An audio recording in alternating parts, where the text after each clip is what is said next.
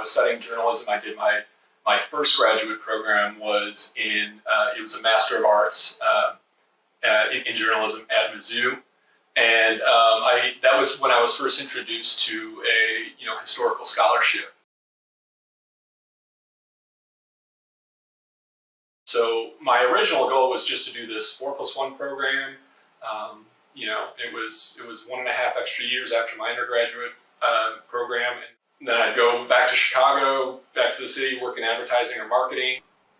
I just kind of had this itch to go back to graduate school to really kind of follow my passion, this kind of weird dream of becoming a sport historian or becoming a historian of the modern United States and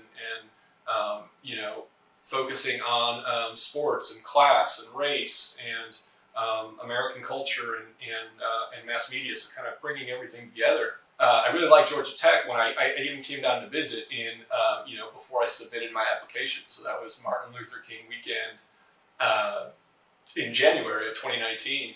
And, I got to kind of show my face around and meet more professors, meet Dr. Smith, in person and talk more about the program.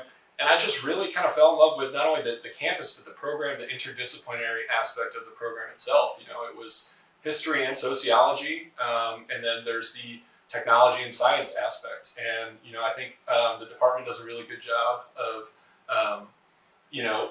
letting students tailor their own education to their own interests. The 4 years of tech here at Georgia Tech have been, interesting would be an understatement. One, because I moved here in August of 2019, so, that was a semester before the global pandemic. And, it's not Georgia Tech's fault, it's not Atlanta's fault. It was definitely a challenge, trying to navigate a PhD program, taking classes, focusing on research, and building community with fellow grad students during a global pandemic. So, but all things considered, I think that, my time here has been great.